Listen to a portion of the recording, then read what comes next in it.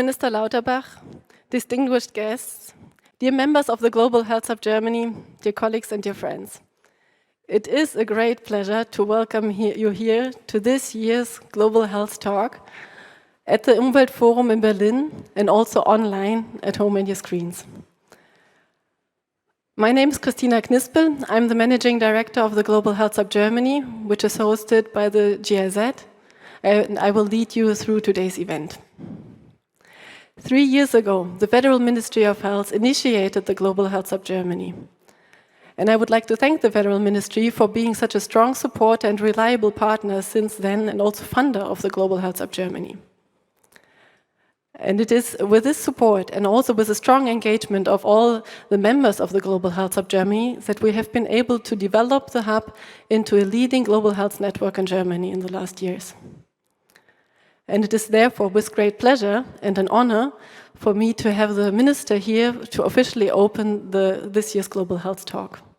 And I believe that the diverse membership of the Global Health Hub, bringing together the perspectives from many different stakeholder groups and sectors, is what is needed to tackle the current global health issues. And I hope you share this belief. Now, with no further ado, I would like to welcome the Federal Minister of Health, Professor Dr. Karl Lauterbach, to the stage. And please give a warm welcome to him. It is great to have you. This floor is yours.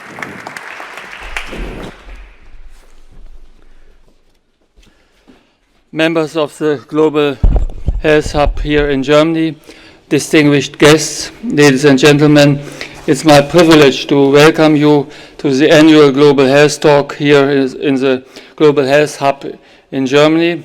I'm glad to see so many well-known and knowledgeable experts from the field of global health here today. Your contribution and your expertise are much needed. The world is facing a multitude of crises. Putin's horrific and barbaric attack on the people of the Ukraine, the resurgence of COVID-19 infections, new variants, rapid spread of new subvariants, and the health consequences of the climate change, all of this demonstrate the need for inter- and cross-disciplinary collaboration among stakeholder groups is bigger than it has ever been. It was therefore a very wise decision by the 2019 Federal Ministry of Health to set up the Global Health Hub here in Germany as a central network. It provides a space where such challenging global health issues as those that I just mentioned can be addressed jointly. As a community organizer, the hub connects individuals and different stakeholders from the entire global health community. To facilitate interdisciplinary exchange and collaboration, its members, in other words, you, are the essential element of the Global Hub in Germany. As I mentioned before, there is a multitude of issues that require the accumulated knowledge and collaboration of all members of the global health community.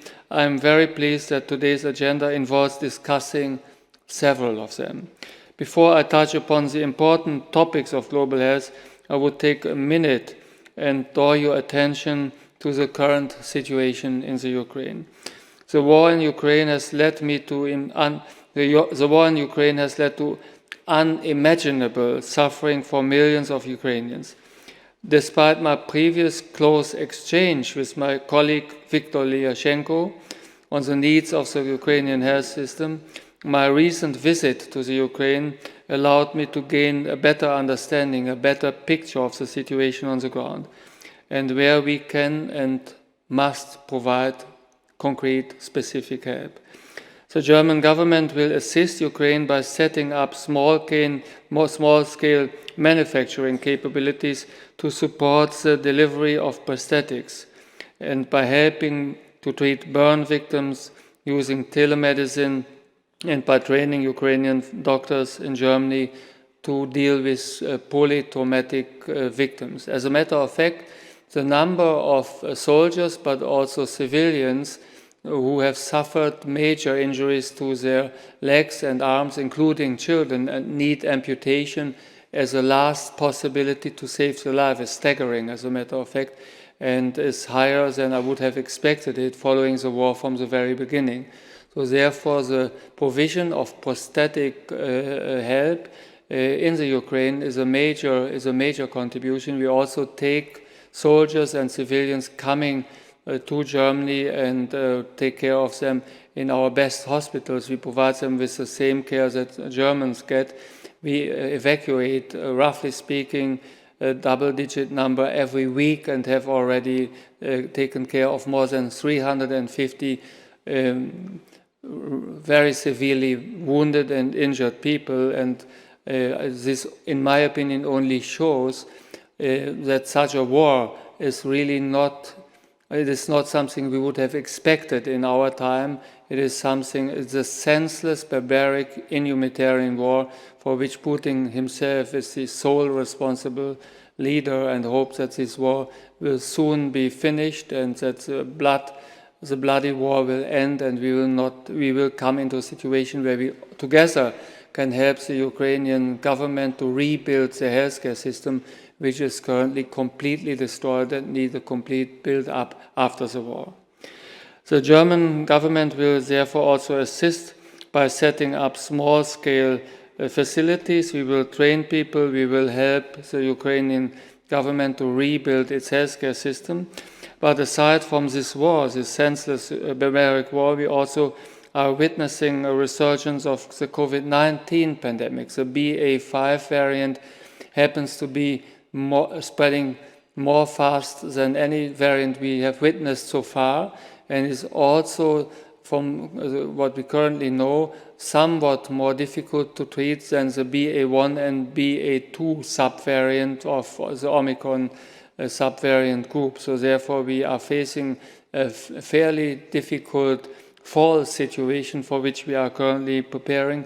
And this is an international challenge, because what we currently see in Germany is witnessed in all of Europe, it is witnessed in the US, and will be witnessed in many lower and middle income countries. So you also have to take care of their needs. In addition, therefore, to our ongoing efforts to increase equitable access to COVID-19 vaccines in low and middle income countries, we must also support instruments like ACT-A and COVAX, the COVAX pillar, so that we get these vaccines also implemented, that we get them into the arms of people, because the vaccines themselves are only part of the help that is needed.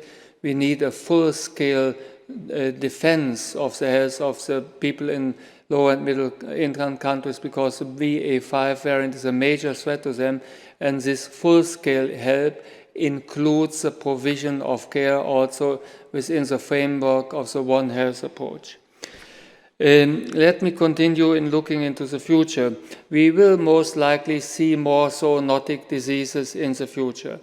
While we know that, let's say, climate change is relentless and is moving forward in a linear fashion, zoonotic diseases that are derivable from climate change increase exponentially. So therefore we will have to deal with an array of zoonotic diseases in the future. It is currently not quite clear whether the monkeypox outbreak is connected to climate change, but it is very likely, and we will see many more zoonotic diseases. So this brings me back to the hub. What does this have to do with the hub? Where the hub is really a place where all of this is discussed, where it is discussed on a local level, where it is discussed on an international level, where scientists come together, community organizers, NGOs. So it is a place, a meeting place, where people deal with these issues and bring to the table their knowledge, their education, and also their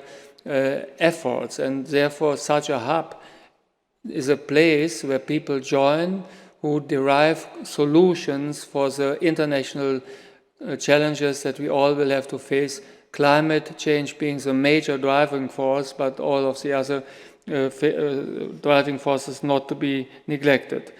We, as the German government, have always insisted or lobbied for better funding of WHO, and this has happened.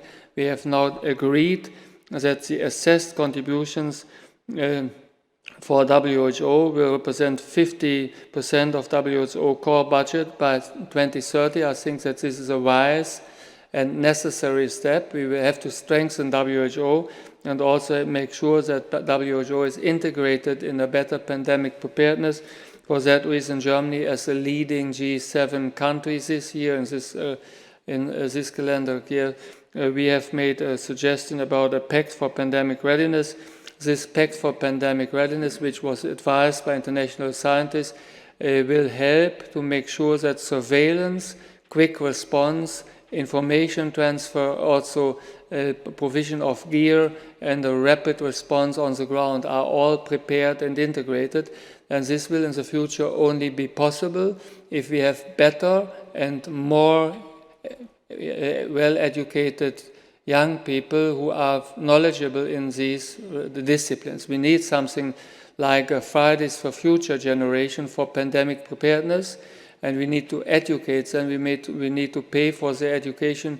We have to make sure that they will be able to work in the south as well in the north, and this is what the Pact for Pandemic Readiness is about.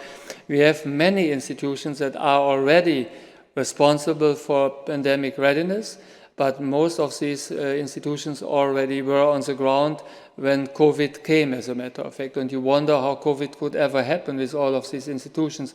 One of the reasons is that these institutions are not well connected, they are underfunded, and people working there also very often lack the training which is needed in order to live up to the challenge when time is up. So the Pact for Pandemic Readiness that we are preparing is trying to fill this gap.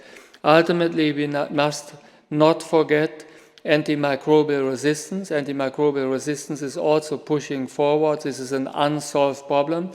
We are still in a situation where more antibiotic treatments lose their efficacy than new antimicrobial substances come to the market that add the already existing fleet of substances. So we lose more than what we gain on a yearly basis, and we have to turn around this tendency. Therefore we have to invest in research against antimicrobial resistance. We have to come up with solutions to make sure that, let's say, in veterinary medicine, such last resort antibiotics, antimicrobial resistance treatments are not used, that they are not wasted there, and we must make sure that there's better education as to what we use and how we can use antibiotics in order to make sure that we do not lose so many antibiotic substances to resistance, and we have to come up with better research strategies to come up with new developments. There was a couple of new developments that have now been derived using the facilities of artificial intelligence. That is very promising, so I hope there will be a move forward, but this is an important topic. The Global Health Hub Germany has 1,500 members and is gaining in numbers and is also gaining in visibility. The hub has already now shown an added value, building both trust and vibrant communities and partnership in being better prepared for pandemics in the future, but also international healthcare challenges independent from pandemics. Pandemics is important, but in pandemics is not all. So we cannot forget, let's say, our One Health approach. We cannot forget our, let's say, goals, our future goals. We have to, let's say, make sure that equitable healthcare is distributed among all lower and middle income countries. And what is most important, we all have to move forward in Germany, internationally, in lower and middle income countries. We have to move forward towards a more evidence-based policy making, towards a more evidence-based politics, as a matter of fact. This is most important in climate change, but not only in climate change. It is also important in whatever we do in terms of pandemic control, in terms of, let's say, making sure that there is enough food for people, that there is enough water for people.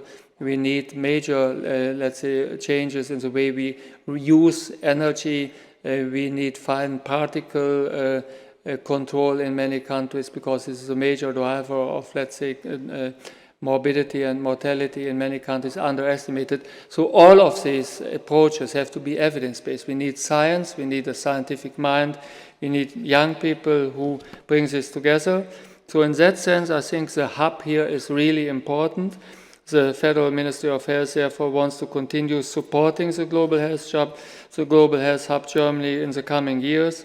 Let me finish in saying it is your commitment that counts, it is your work that counts. Yours is the future in this important matter, and therefore I'm very glad and very pleased that you are coming together here. It's a great honor for me to introduce to open the meeting today and to introduce the speakers to all of you. Thank you for this wonderful opportunity. All the best to you, and I open the conference.